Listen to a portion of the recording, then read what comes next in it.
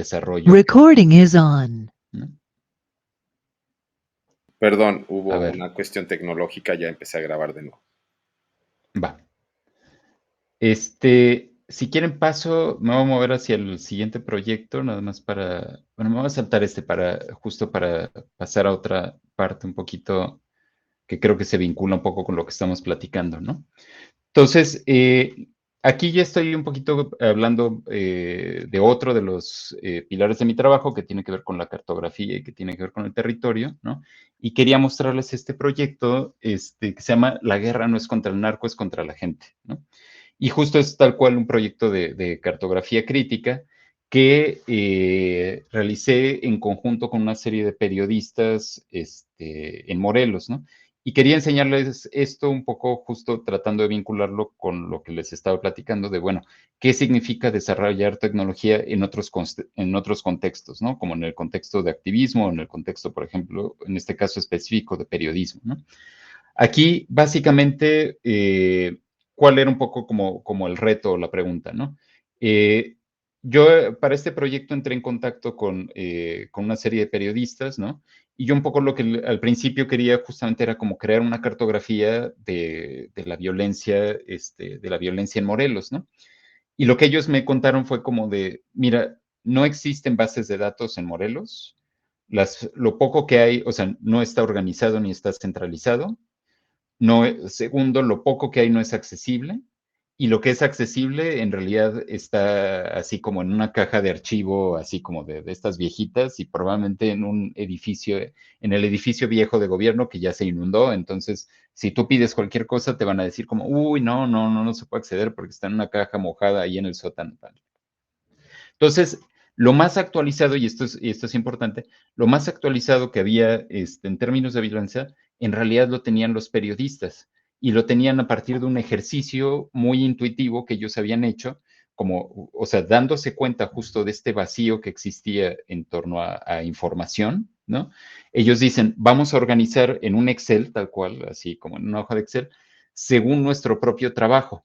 Y entonces lo que empezaron a hacer fue como poner nota periodística, ¿no? Así como donde habían, por ejemplo, pues habían hecho, por ejemplo, una nota sobre un asesinato en tal calle, un desaparecido en tal calle, un robo en tal calle, ¿no? Ellos habían hecho el reportaje.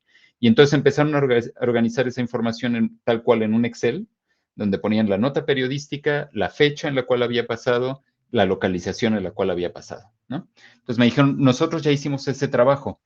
Y justo un poco a partir de eso tenemos una serie de hipótesis, ¿no? Y una de las hipótesis es obviamente algo que parecía muy obvio, pero que el gobierno estaba negando, que es que existía entre la delincuencia más en general y el narco un vínculo muy fuerte que ahora se le conoce como el corredor de sangre o el corredor como de fuego, que básicamente ese corredor es, no sé si ven que aquí en este mapa se forma como una columna, ¿no? Vertical. Y esta columna vertical en la realidad es el vínculo entre la Ciudad de México, que está aquí al norte, y Guerrero, que está aquí en el sur, ¿no? Y entonces es básicamente, o sea, se concentra gran parte de la violencia en ese trayecto entre la Ciudad de México y Guerrero, y de forma muy obvia, ¿no? Porque en realidad Guerrero es, por un lado, un lugar sumamente controlado por el narcotráfico, donde entra mucho, en los puertos de Guerrero, entra mucho, digamos, como de las sustancias ilegales, y para llegar a la Ciudad de México, pues atraviesa Morelos, ¿no? Y digamos, como hay toda una serie de control de territorios que tienen que suceder para, digamos, como permitir ese trayecto y que están marcados, pues, un poco por la violencia, ¿no? Entonces, bueno, les decía, esto lo hicimos, digamos, como con estos periodistas, ¿no? Y un poco lo que ellos querían decir es como, bueno, no sabemos cómo visibilizar toda esta violencia, o sea, nosotros que estamos en la calle reportando todos los días, pues nos damos cuenta, ¿no? De que hay una ola de violencia, que hay una serie de vínculos, vemos una serie, digamos, como de coincidencias en términos de dónde están sucediendo o dónde está incidiendo la violencia, ¿no? Pero el gobierno lo está negando todo el tiempo, ¿no? Para el gobierno en estos años ya era como, no, ya aquí en Morelos ya controlamos la violencia, ya no existe, ya, ¿no? O sea, hubo un momento de crisis, ¿no? Al principio la guerra contra el narco, pero ahorita ya todo está tranquilo, todo está bien, ¿no? Ya todo, ya pasó, ¿no? Y entonces justo lo que hicimos fue utilizar la base de datos que ellos generaron, aumentarla, ¿no? O sea, justo ya buscando, digamos, como ahí fue un trabajo muy manual, ¿no? O sea, de estas direcciones que ellos tenían, ¿no? Porque ellos ponían la dirección así como de calle no sé qué, número no sé qué, en colonia tal, ¿no? Tal cual, traducir eso a coordenadas, ¿no? Y justamente hacer este mapa. Ahora, una cosa interesante de este mapa, déjenme, quiero mostrárselos en vivo, nomás espérenme. Ahí está. A ver, déjenme buscar rápido. Una cosa interesante de este mapa es que justo lo llevamos a cabo les decía que a mí me interesa mucho como esta cosa como participativa, ¿no? Entonces dijimos, ¿cómo hacemos este trabajo para no dejarlo solo en la, digamos, como de forma muy interna entre nosotros y los periodistas, ¿no? Y entonces lo que hicimos fue organizar un taller, ¿no? En el cual convocamos a gente en Cuernavaca, tal cual fue como un taller de cartografía, en la cual pues primero hablamos mucho como de la importancia de la cartografía como una forma de visibilizar ciertas cuestiones del territorio, ¿no? Hicimos después una serie de ejercicios donde cada quien hacía una cartografía personal de cómo ha experimentado la violencia, ¿no? Dentro de estos territorios, ¿no? Estos que ven aquí son justo los dos periodistas, ¿no? Que fueron parte del proyecto. Y luego, entre todos, hicimos esta captura de información, ¿no? Hay como toda esta como edición de la base de datos, ¿no? Donde pues nos metimos tal cual a buscar direcciones, llenar coordenadas, ¿no? Etcétera, etcétera. Y acabamos justamente, bueno, también incluso el diseño, ¿no? De la iconografía del mapa y demás se hizo de forma colaborativa, ¿no? Y acabamos un poquito con esta instalación y esta página. Pueden ver que hay stickers, hay página, hay instalación, ¿no? De toda esta, de toda esta cartografía, ¿no? Y acabamos un poco con este mapa interactivo, ¿no? Ahí va cargando. Entonces, justo el mapa un poco me muestra la nota, digamos, como la nota principal, la fecha en la que sucedió, el lugar en lo que sucedió, y te liga directamente a la nota periodística en la cual puedes encontrar. Y por otro lado, como una forma de contextualizar toda esta información, generamos una pequeña línea del tiempo como para entender el contexto en el cual, pues, digamos, como toda esta violencia se ha ido desarrollando, ¿no? Entonces, también es otra forma de visibilizar cómo hay periodos muy específicos, ¿no? En los cuales justo se va concentrando la violencia, ¿no? Y entonces puedes un poquito como que entender la relación entre tiempo y espacio, ¿no? A partir de eso, ¿no? Claro que sí, les paso la liga, ¿no? Entonces, eso, quería mostrarles un poquito este proyecto por eso, porque creo que se vincula mucho con lo que les venía platicando de, bueno, cómo uno generar cierto tipo de incidencia política, ¿no? A través del arte, cómo eso tiene que ver con crear estos espacios, digamos, como de trabajo, colaboración, etcétera, etcétera, ¿no? Si en los otros dos proyectos la colaboración era más una acción virtual, ¿no? Aquí literal, pues la colaboración es muy, muy física, ¿no? Estuvimos ahí un par de semanas, así un grupo como de 18 personas, ¿no? Trabajando en conjunto, ¿no? Para sacar esta cartografía. Y por otro lado, el mapa en sí mismo tiene la posibilidad de seguir creciendo, ¿no? Con la participación de otras personas que quieran pues, seguir añadiendo información al mapa, ¿no?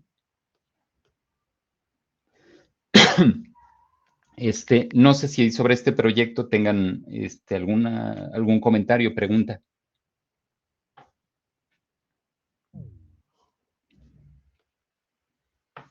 Atsiri.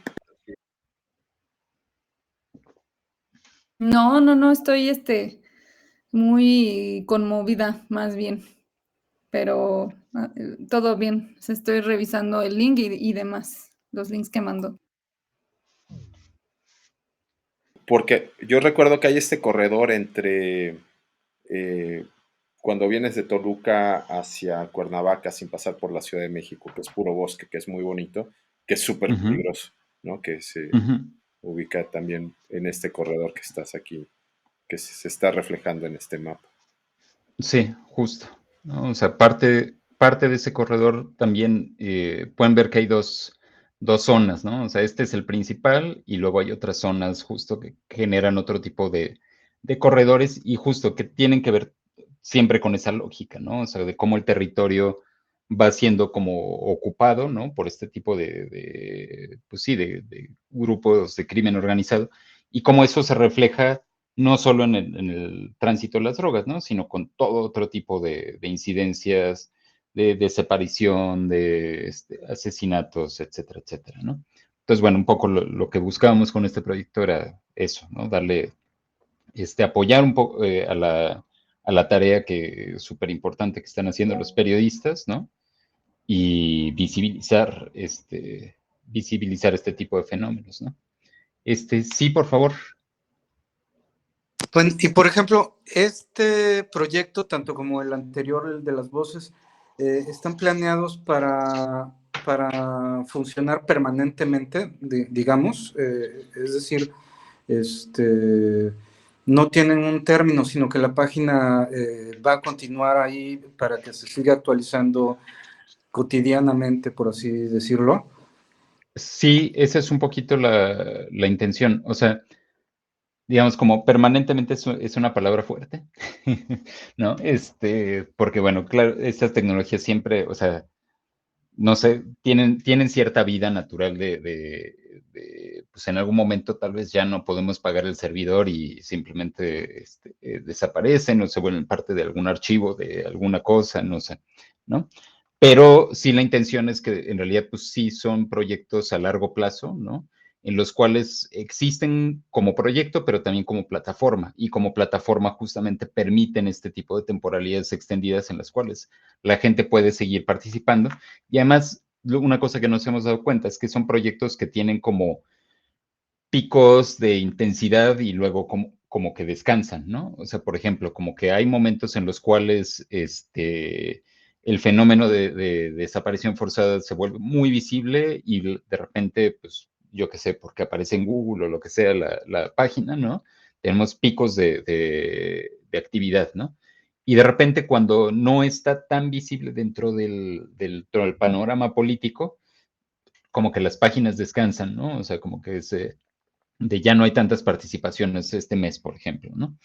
Y que tiene que ver mucho con eso, ¿no? También con el termómetro político, mucho más amplio, ¿no? Oye, ¿y se extiende a otros estados?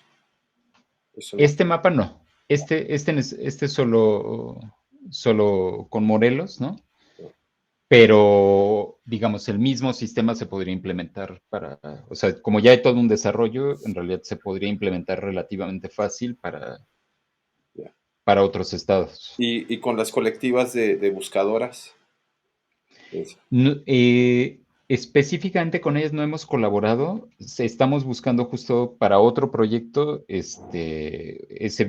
un vínculo para generar una colaboración, pero no tanto para sino para otro proyecto que estamos un poquito ahorita iniciando. Mm. Ahí dice Juan Carlos que aparece algo en Oaxaca y en Chiapas. Pues tal vez, justo tal vez, como les digo, como está abierto la participación, tal vez puede ser que ya. También ahí hay un poco de esto que les digo, como de constantemente tengo que estar entrando también a limpiar los datos, por eso, ¿no? Porque parte del reto de dejar abierta la participación, pues también es eso, ¿no? Que puede haber información que no necesariamente entra en el marco del proyecto y, por ejemplo, ahí tal vez me tengo que meter a ver de qué se trata lo que está en Chiapas y en Oaxaca, ¿no? Si quieren, déjenme, a ver, ¿cómo vamos de tiempo? Va. Me voy a saltar un par de proyectos que quería platicarles, o bueno, igual se los platico mucho más brevemente, nada más para llegar un poco a donde quiero llegar ahorita, ¿no? Les platico un poco en términos de estas prácticas, digamos, como con la cartografía, ¿no? Digamos, estos son algunos de los ejemplos, pero en realidad hay como muchos otros proyectos que también trabajan con la cartografía, unos desde este lugar más político, otros también desde un lugar más de imaginar la ciudad o generar otro tipo de imaginarios de la ciudad, ¿no?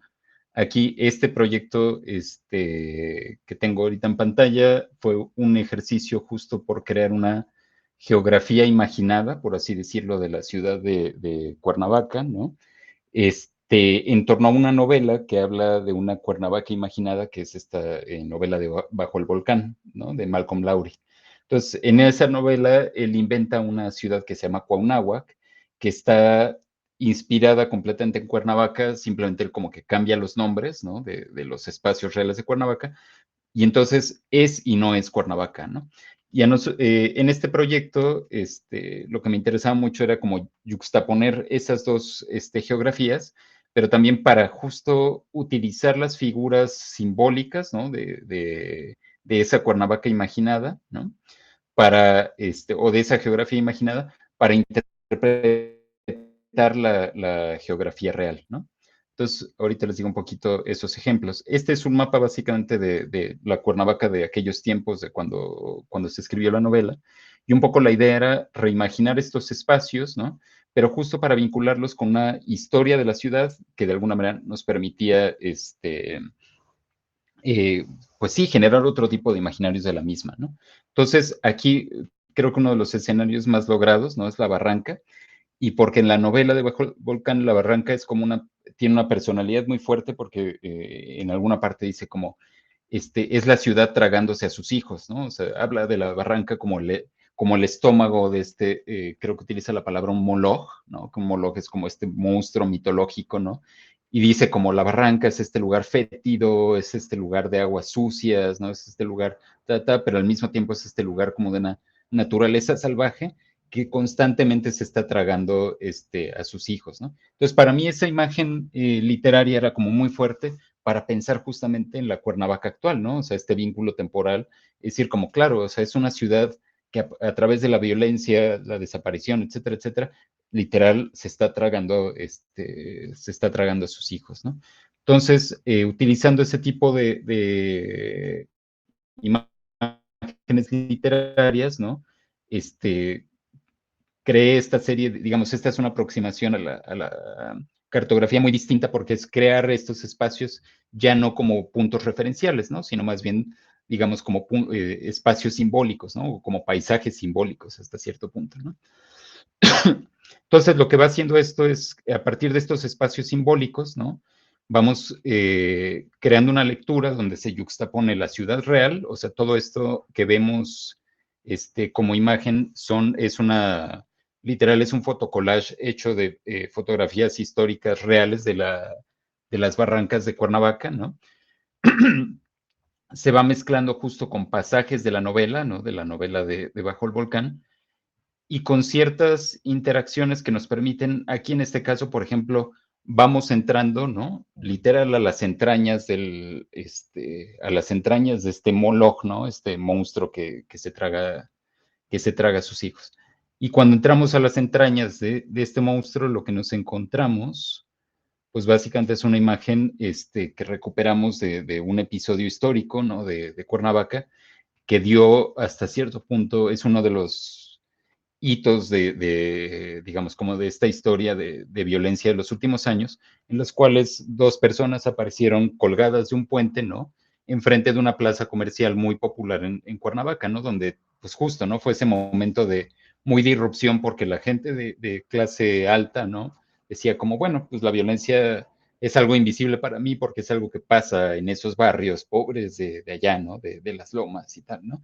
Y de repente aparecen estos dos cuerpos colgados enfrente de la plaza comercial donde todos ellos, todos ellos iban, ¿no? Entonces es un momento en el cual se dan cuenta de que pues no están, digamos, como no están aislados la violencia, ¿no? Entonces, era justamente construir estos paisajes, ¿no? Simbólicos a partir de este ejercicio de eso, de yuxtaposición. Entonces, bueno, quería mostrarles eso muy rápido, nada más para que vieran cómo evoluciona esa noción. Y quería hablarles también aquí, les voy a hablar súper rápido porque quiero llegar a un último proyecto antes de que se nos acabe el tiempo. Sí, claro que sí. Déjenme.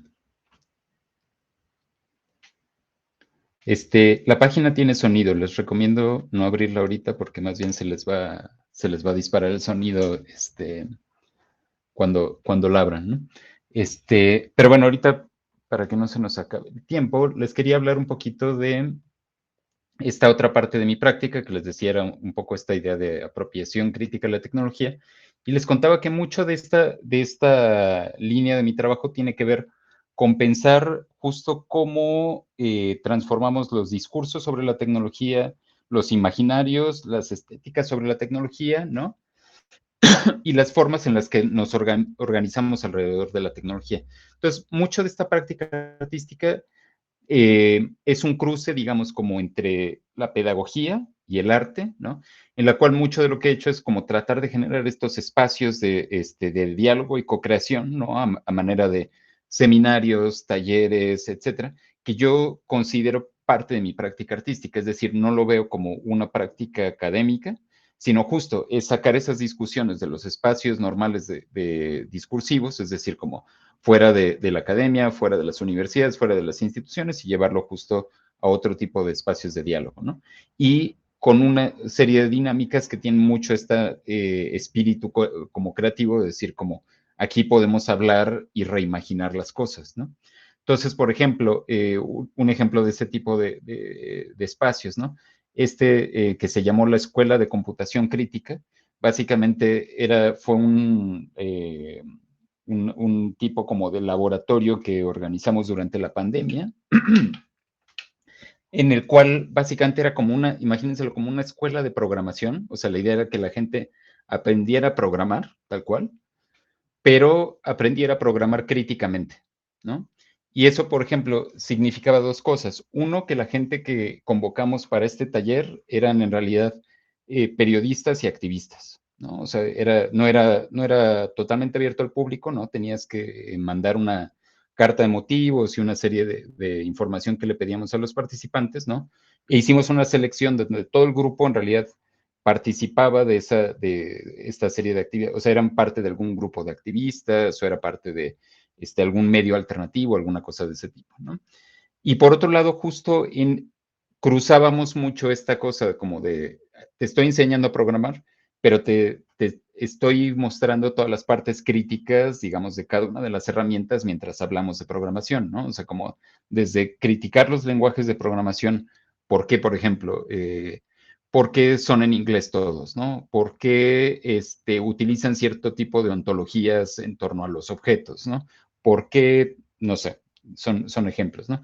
Hasta llegar, por ejemplo, a cuestiones, por ejemplo, cuando entiendes cierto nivel de cómo funcionan esas tecnologías, entiendes también cómo dependen de cierto tipo de recursos y cierto tipo de infraestructuras, ¿no? Entonces, de repente es como, claro, o sea, nosotros invisibilizamos un montón de la actividad digital que sucede, por ejemplo, en la nube, ¿no? Pero la nube es un ente real que son granjas de servidores gigantes que ocupan una cantidad inmensa de energía, una cantidad inmensa de agua, y entonces toda tu actividad en la red, que nosotros extrapolamos a ese ente etéreo, mágico y bonito que se llama la nube, ¿no? En realidad es algo que sí tiene efectos en el mundo real y entender un poco cómo puedes incidir en esos efectos desde la programación, ¿no? En ciertas formas de hacer más eficiente tu código, por ejemplo, para que no gaste tanta energía, ¿no? Se vuelve parte también de esa actividad política, ¿no? Entonces, aquí un poco lo que quería que vieran era justo como digamos, como también este vínculo entre la pedagogía, y aquí un poco para que vean el imaginario de eso, de ese vínculo, ¿no? O sea, ese vínculo entre el desarrollo tecnológico, pero el desarrollo tecnológico ya no pensado como esa cosa que sucede en Silicon Valley, en unos laboratorios súper sofisticados, etcétera, etcétera, sino el desarrollo tecnológico como algo que puede suceder en espacios mucho más cotidianos, que puede tener otro tipo de estéticas. O sea, por ejemplo, si les digo como la tecnología no se ve como esa cosa brillante, limpia, etcétera, etcétera, sino se puede ver como esto, ¿no? Como un cacharro de piezas recicladas, ¿no? O la tecnología también se puede ver como esto que tenemos acá a la derecha, ¿no? O sea, eso también es tecnología, ¿no? Y justo, ¿no? Los participantes de la tecnología pueden ser otro tipo de actores, ¿no? O sea, como esto que vemos en pantalla, ¿no? Otro tipo de diálogos, otro tipo de espacios, ¿no? Entonces, eso para mí es también parte de mi práctica artística, ¿no?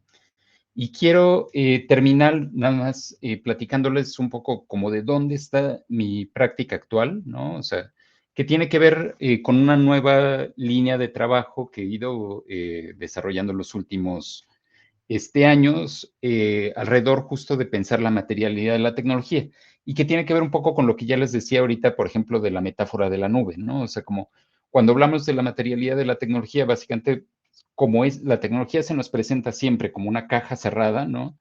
En los estudios de ciencia y tecnología se habla mucho como de la caja negra, ¿no? Y la caja negra es esa cosa donde tú básicamente tienes unos inputs y tienes unos outputs, ¿no? Y entonces la caja negra no te dice nada de cómo funcionan realmente los mecanismos y invisibiliza los procesos, invisibiliza el trabajo e invisibiliza las materialidades que permiten esos procesos, ¿no?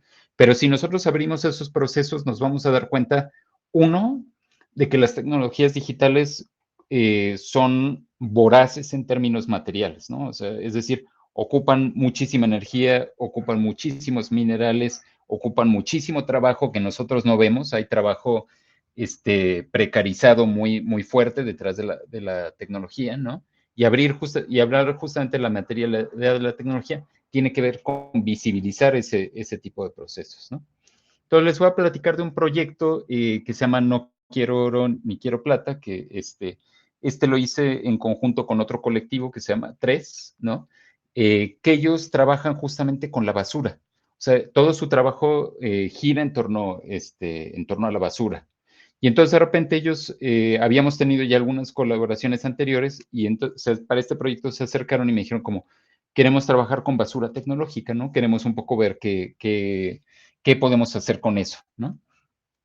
Y un poco en el diálogo empezamos a hablar justo de todos estos temas alrededor de la materialidad y nos dimos cuenta que, por ejemplo, que en la basura tecnológica nos hablaba justo de toda esta serie de procesos donde podíamos recuperar y hablar de ciertas formas de valorización, pero también de ciertas formas de trabajo y de ciertas minerales, ¿no? Que se vuelven importantes dentro del desarrollo tecnológico. Y aquí en específico, el mineral que, digamos, como saltó a nuestra vista fue la plata, ¿no? Entonces, les cuento un poquito como sobre esto. Nosotros iniciamos el proyecto primero con una actividad, digamos, como de reciclar tecnología, ¿no? En la cual pedimos donativos, que la gente nos donara sus teclados viejos, ¿no? Dijimos, pues es el tipo de dispositivo que hay, o sea, como que se descompone fácilmente, la gente simplemente guarda los teclados en su closet y de repente las personas tienen 2, 3 teclados viejos, dos o tres teclados viejos en casa, ¿no? Y nadie sabe qué hacer. Entonces, fácilmente nos los van a donar. Entonces, justo pedimos donativos y recibimos alrededor de 300, 400 teclados viejos, ¿no? Entonces, el teclado tiene una particularidad que tiene un elemento que se le llaman lógicas, que las lógicas es como un circuito que vive abajo de las teclas, ¿no? Y este circuito está impreso con plata. Y es importante que es plata, básicamente porque, o sea, la razón por la que es plata es básicamente porque la plata es un mejor conductor que el cobre. Casi todos los circuitos dentro de la computadora están hechos de cobre. Sin embargo, como para que digamos, como la señal de cuando nosotros damos clic en el teclado llegue más rápido a la computadora, se utiliza específicamente para los teclados plata en lugar de cobre, ¿no? Entonces, para nosotros eso ya tenía un efecto simbólico interesante porque decíamos, qué fuerte que para que tú sientas un poquito, o sea, en realidad es o sea, la diferencia entre la conductividad del cobre y la plata, para efectos de lo que tú sientes, no lo vas a notar. O sea, estamos hablando de una diferencia de milisegundos entre la respuesta del cobre y la plata, ¿no? Pero para que tú sientas este efecto de inmediatez mucho más obvio cuando das clic en el teclado, ¿no?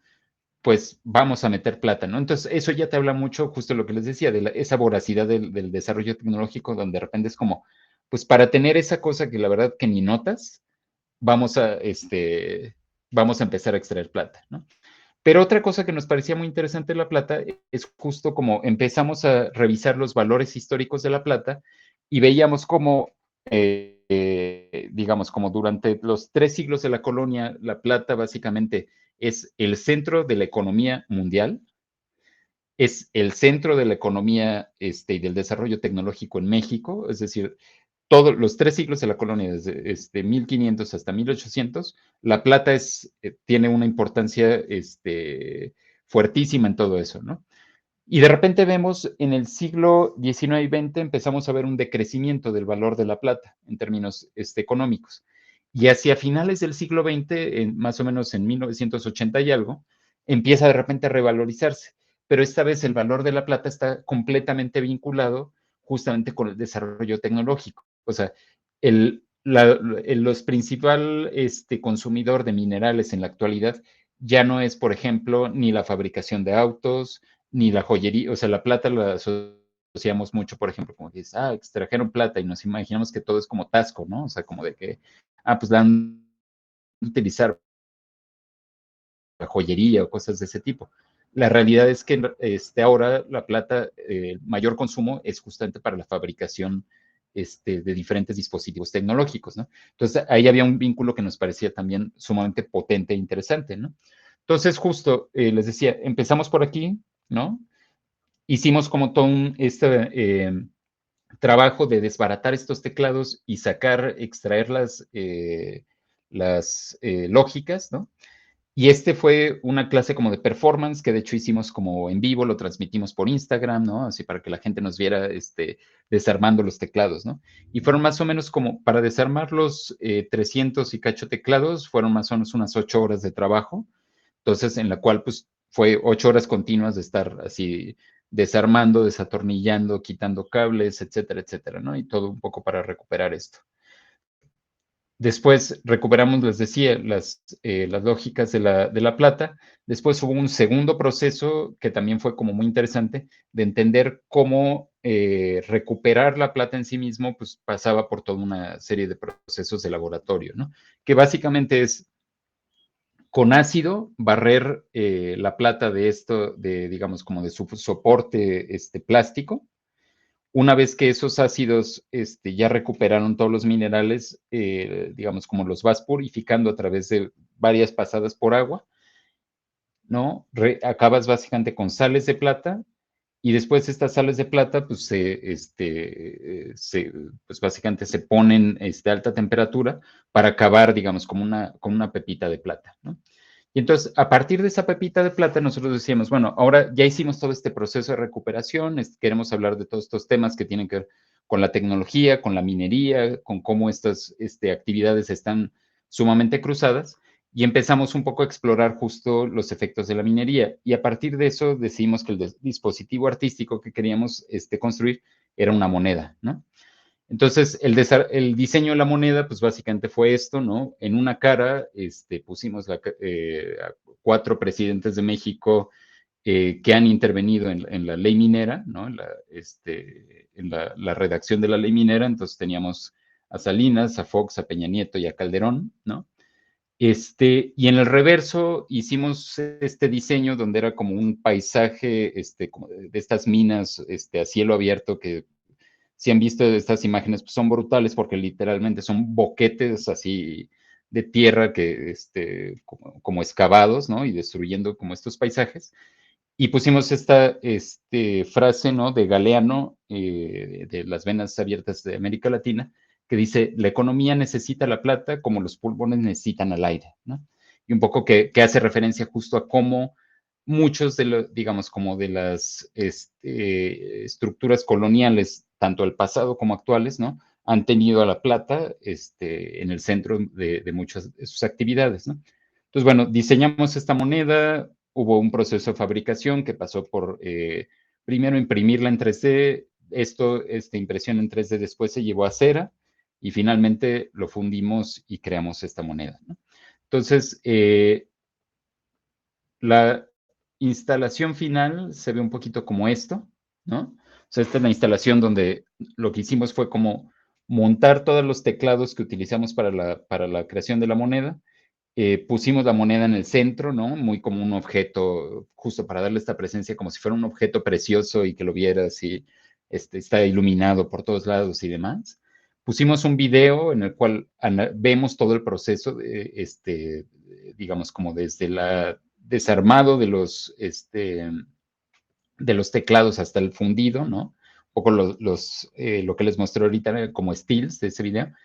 Y hicimos este pequeño mural, que también es una clase como de fotocollage, en la cual utilizamos grabados antiguos que hablan sobre la minería, pero los fuimos mezclando justamente, aquí pueden ver como las caras de nuestra moneda, y con otra serie de discursos que tenían que ver justo con lo tecnológico, ¿no? Déjenme les muestro entonces. Entonces acabamos con esto y a la par teníamos justo como una de mis prácticas tiene que ver mucho con la cartografía.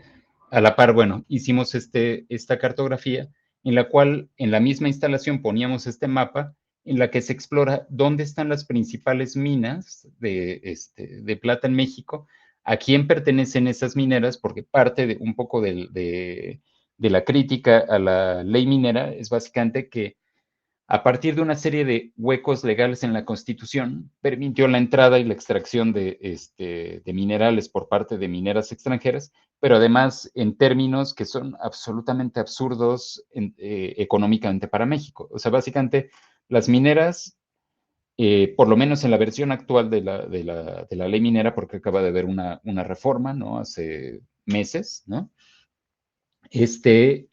Las mineras básicamente pagaban digamos, como por tener concesiones que duraban entre 50 y 100 años, simplemente pagaban una serie de derechos iniciales que supuestamente eran derechos de exploración y explotación. La lógica de esos derechos de exploración es como tú no sabes en teoría que vas a encontrar algo, tú estás poniendo en riesgo tu capital simplemente por explorar. Y entonces, supuestamente, la recuperación de esa inversión es si tú encuentras algo y después lo explotas. Bajo esa lógica, el gobierno, digamos, como solo cobraba los derechos iniciales, o sea, como una cuota única, por ponerlo en otros términos, y no cobraba impuestos sobre la explotación. Entonces, imagínense toneladas y toneladas y toneladas de plata siendo extraídas de México, con todos los efectos ambientales y sociales vinculados a la plata, y que ni siquiera se veía reflejado en impuestos hacia el erario público. Esa es la lógica de la ley minera, ¿no? Así de absurdo. Y les decía, y además donde todas esas obviedades como de supuestamente la exploración es un riesgo. La realidad es que las mineras cuando llegan a un territorio ya saben perfecto, o sea, ya no es como hace un siglo donde para explorar tú tenías que llegar con una pala y un pico. La exploración minera actualmente se hace a través de drones con una tecnología que se llama LiDAR, que básicamente lo que hace es un escaneo del territorio y donde encuentra mayor densidad, pues les indica básicamente la presencia de algún mineral. Entonces no lo hacen a ciegas, ¿no? Entonces, este argumento de que la exploración es un riesgo de capital es un argumento absolutamente falso, ¿no? Entonces, bueno, pueden ver todos los absurdos que hay detrás de lo que era la ley minera que promovieron justo, ¿no? Desde Salinas hasta Peña Nieto, ¿no? Entonces, por eso era importante justamente crear esta cartografía donde veíamos como dónde están las mineras, cuánto habían extraído históricamente en toneladas, ¿no? Entonces, imagínense como todo esto, y ir vinculando justo todos estos discursos con el desarrollo tecnológico, ¿no? Entonces, esto es un poquito, este era el último proyecto que quería mostrarles, un poco porque ya estamos sobre tiempo, pero además como para ver cómo también esta cuestión como crítica sobre la tecnología no solo pasa por el uso literal de las tecnologías, ¿no? Sino empezar justamente a vincular todas las implicaciones, por ejemplo, del desarrollo tecnológico con estas historias, ¿no? Estas historias, digamos, como de largo plazo, que son historias que empiezan desde la colonia hasta nuestros días, ¿no? Y con esta serie de materialidades que nos abren un poco la tecnología a este tipo de críticas, como decir, como, bueno, justo para que exista nuestro mundo digital, quiere decir que estamos así literalmente arrasando con los minerales del planeta, que lo estamos haciendo bajo prácticas totalmente, digamos, como, pues sí, de explotación, ¿no? O sea, el trabajo minero en México está un poco más regulado, pero por ejemplo, en África es absolutamente, pues es una forma de esclavismo, ¿no? Actual, ¿no? Y eso es con lo que se construye básicamente nuestras tecnologías actuales, ¿no? Y todo eso, pues un poco abrir la caja negra que le llamamos hace ratito la tecnología, es empezar a darle visibilidad también a esos procesos, ¿no? O sea, otra vez esos procesos de trabajo, procesos técnicos, procesos materiales, etcétera, etcétera, etcétera, ¿no? Y me detengo aquí, porque ya estamos un poco sobre tiempo y también para escuchar un poco sus comentarios y preguntas, ¿no?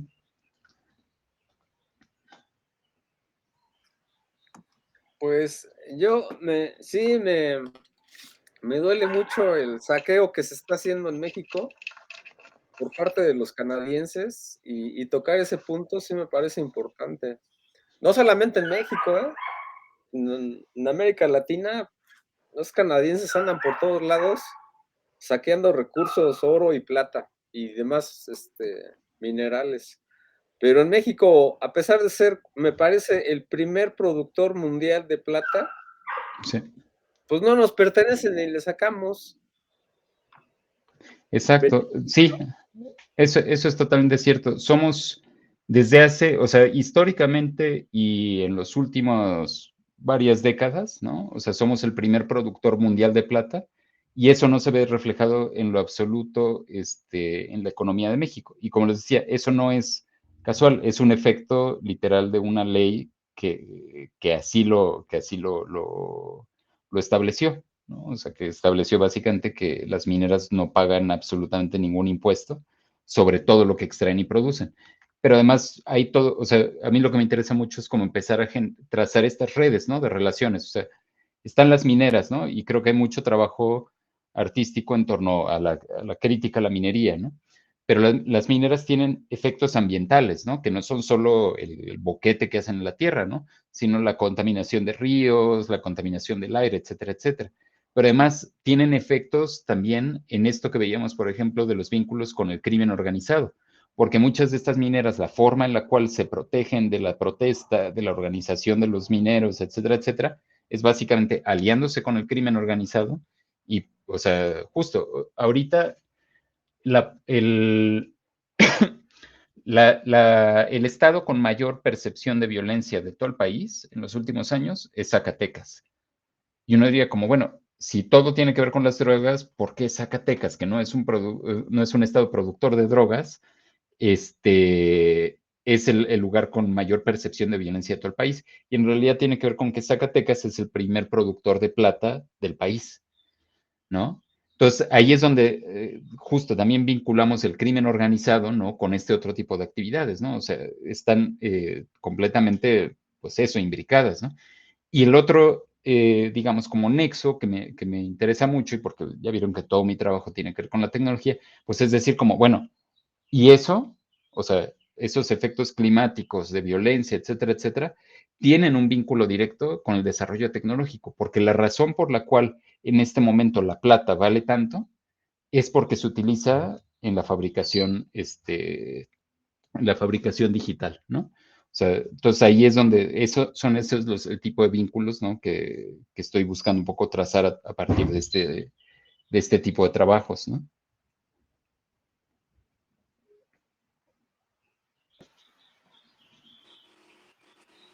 Sí, pues la verdad muy interesante, muy impactante. Sí me has dejado muy, muy impactado por muchas de las situaciones que estás exponiendo y que muchas veces no las conocemos tan a fondo, ¿no? La verdad, muchas gracias. Sí estoy muy, muy conmovido con todo esto que has expuesto. y muchas preguntas que surgen, ¿no? Porque, por ejemplo, pues también está este tema de cómo la tecnología se ha vuelto desechable, ¿no? Es decir, como, por ejemplo, si tú tienes, y eso que yo he sentido que es algo forzado, ¿no? Porque, bueno, yo cuando fui estudiante, pues una cámara, tú podías comprar una cámara que te iba a durar 15, 20 años por lo menos, ¿no? O la Y vida, ¿no? sí, y actualmente pues tú inviertes en equipos de 30,000 pesos que se tienen que tirar a la basura, porque si tú tienes, por ejemplo, ahorita un iPhone 8, pues ya no sirve para nada, ya no tiene ningún valor, ¿no? Entonces esa voracidad de estar vendiendo y fabricando los equipos, ¿no? Para estar creando un consumo forzado y eso también es algo que tiene un impacto ambiental y que tiene un impacto económico y que tiene, tú puedes ver, por ejemplo, las generaciones más jóvenes dedican todo su esfuerzo y sus recursos a estar actualizando su tecnología, ¿no? Entonces, eso ya se ha vuelto una prioridad, por ejemplo, para las personas que son más jóvenes, el tener el último modelo del equipo que ha salido a la venta es algo prioritario por encima de muchas otras cosas que podrían tener en la vida, ¿no? Totalmente. Sí, justo uno de los efectos fuertes de los modelos actuales del desarrollo tecnológico tienen que ver con eso, ¿no? O sea, cuando hablamos de materialidad también tiene que ver con no solo los procesos de fabricación, sino justo con la posvida, por así decirlo, de los objetos técnicos, ¿no? Ahí hay un teórico que nos gusta mucho, que lo leímos mucho durante este proyecto que se llama Jussi Parika, ¿no? Que tiene un término que son como medio zombie, ¿no? Y le llama medio zombie porque él dice como estas tecnologías, su vida planetaria, su vida geológica, va a exceder por mucho nuestra vida física y nuestra vida incluso civilizatoria. Es decir, el televisor que se construyó en esta época, que tuvo una vida útil de 5 años, 10 años, si tienes mucha suerte, porque las pantallas ahora se descomponen así, ¿no? Va a tener una vida geológica de miles de años. Entonces, eso es brutal cuando dices como, claro, o sea, su vida útil fue así, pero su vida zombie, ¿no? Como lo llaman Jussi Parika, pues va a ser, o sea, para que ese monitor se vuelva a integrar a la Tierra, por así decirlo, ¿no? Van a pasar 3,000, 4,000 años, que si lo pones en consideraciones justo como de la vida, o bueno, la civilización humana, es como, ¿dónde estaba la civilización humana hace 4,000 años?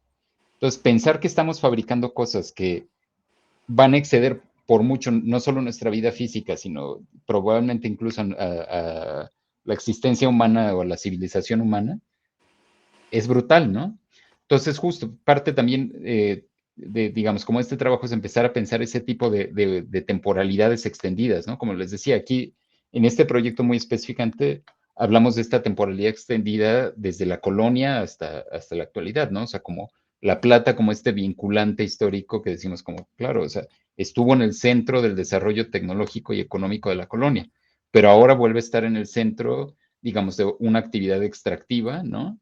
Que tiene tintes neocoloniales, ¿no? Como decías, no solo en México, sino en toda América Latina, ¿no?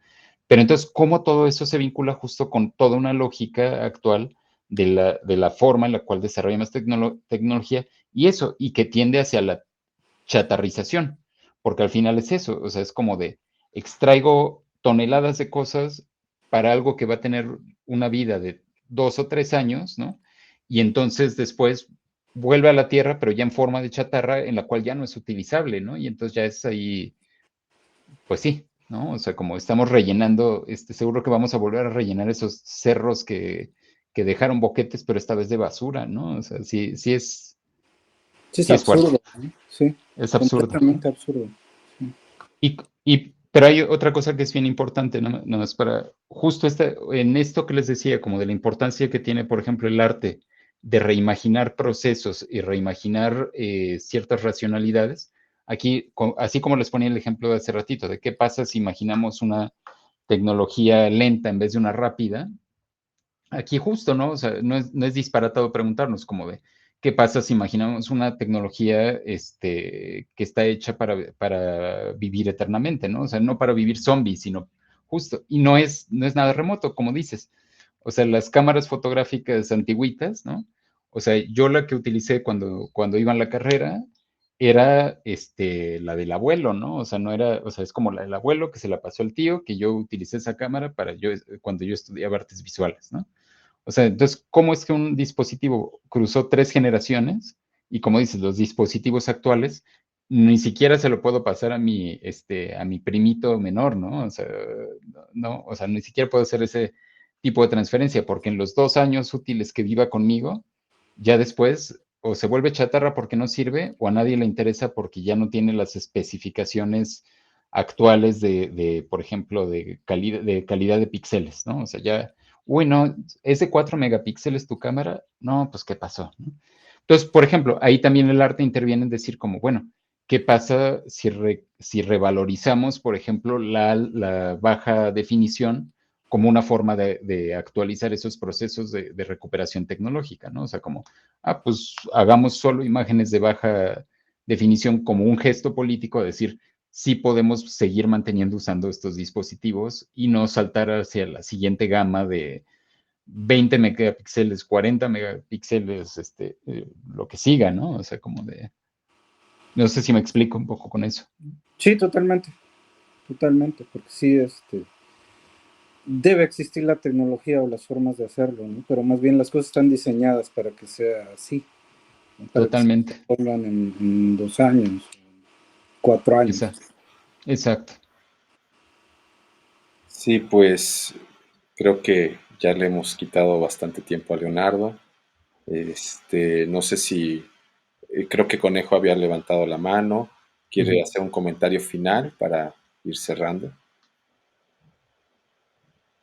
A mí me atraviesa mucho, me gusta mucho tu trabajo. Nada más agradecerte. Muchas gracias. No, pues muchas gracias a ustedes por escuchar todos estos debrayes y ojalá que algo de esto les sea de utilidad. Pues ahí estamos. Muchas gracias, Leonardo. Gracias a todas las compañeras nuevamente que se conectaron. Y pues bueno, ahí está ya todas las redes, ¿no? De Leonardo y es como muy cercano a nivel geográfico también. Entonces, hay muchos proyectos colaborativos que ojalá se animen. Yo tengo una pregunta nada más. ¿Tú Sí, estás en México o...? sí, Ah, sí, ya, ok. ¿En Cuernavaca o...? en la Ciudad de México. Ah, ya, ok. O sea, más bien, digamos, mi familia habita en Cuernavaca y por eso toda esa, todo ese vínculo con muchos proyectos con Morelos, pero ahorita habito en la Ciudad de México. Ah, muy bien, muchas gracias. Conejo está en Querétaro, Qué padre. ¿no? Pero viví en Cuernavaca cerca de 5 años. Sí, sí, conozco. Igual en algún momento nos cruzamos ahí. Pues no sé, ¿de qué generación eres tú? Yo viví en Cuernavaca desde el 94 hasta el 2008. Y estuve en la Facultad de Artes en la generación del 2000 al 2004. Sí, 2000, sí, más o menos. Sí, quién sabe. O sea, yo estuve nada más en la prepa, como esa etapa. Pero estudié en el Centro Morelense de las Artes, un diplomado, ahí en el CEMA. Ahí Juan Carlos quiere extenderte una invitación. Muy penoso. A ver si lo dice. A ver. Bueno, mientras se anima, estamos organizando un festival en noviembre con Atsiri en Toluca y entonces te haremos llegar una invitación. Ojalá te animes a participar igual con una charla o con algún proyecto en Toluca, ¿no? Sí, totalmente. Sí, muchas felicidades. Es impresionante lo que haces. No, pues muchas gracias. Otra vez gracias por escuchar y por todo este diálogo. Y sí es fuerte esto de Cuernavaca, la ceguera de la gente acomodada, incluso académicos de izquierda que me toca ahí por casa familiar que hay ahí, que no ven, o sea, no ven la violencia y la miseria en la que está hundida el Estado y se los dejas ver y dicen, no, no, no, no, no, eso no existe. Y te digo, y son académicos de izquierdas, exiliados de Chile, de España, y no lo ven, ¿no? Están en su hipercomodidad que sin ver que los atraviesa la violencia y la miseria, ¿no? Constantemente. Sí, yo apenas hace un par de semanas platicaba con un amigo que una y otra vez esgrimía este argumento como de la calidad de vida en Cuernavaca. Y por más que yo le aventaba cifras, datos bueno, o sea, ¿cómo le puedes llamar calidad de vida a esto? O sea, como él decía, no, no, no, pero es que puedo caminar y de mi casa al centro y está muy bien el clima.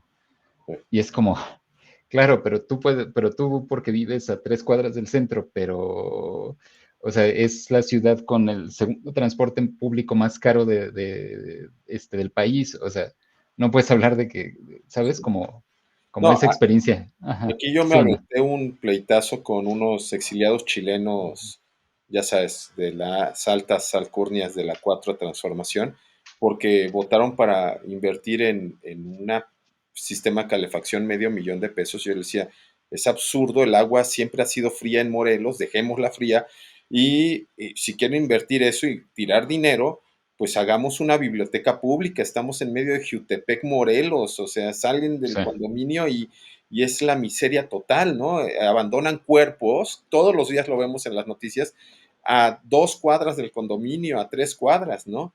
sí, De personas asesinadas, pero bueno, no lo ven eso. Y te digo, son gente que va con el champán para abrir a la Embajada de Venezuela a celebrar el aniversario de Hugo Chávez y demás, y dices, sí. pero ¿dónde se perdió el discurso, no? Pero bueno. Sí. Juan Carlos ahí está, ya se animó y ya yo creo que con Está eso entrando cerramos. alguien en la casa, no escuché. Muchas gracias, Leonardo, por compartir tu trabajo. Me parece impresionante, ¿no? El vínculo entre lo político, la comunicación y también que obviamente toca lo social, las personas, los caminos, ¿no? Estaba viendo lo de los caminos, es impresionante, ¿no? Como son tan importantes, ¿no? Eh, y oye, estamos organizando con Bruno Ujú. y con Natsiri un festival para noviembre. Estaría muy interesante encontrar una manera de que participes, ¿no? Se llama Sueño y Territorio, entonces, Ah, está padre. es algo muy importante, sobre todo porque para allá, para Tejupilco y Toluca y todo, ese camino le pasa lo mismo, ¿no? Que es otro camino caliente, muy, muy arduo, ¿no? Sí, sí, sí, sí. Sí, Sí, pues totalmente. Igual luego me platican más a detalle, pero sí, o sea, claro, súper claro, interesado, claro. ¿no? Y Muchas muchas gracias. gracias. Pues nada, muchas gracias Leonardo de nuevo. Les mando un abrazo y estamos en contacto. Les paso de todas formas en el chat todas los links de Leonardo y pues de nuevo muy agradecido y muy impresionado por todo el trabajo. Gracias, hasta luego.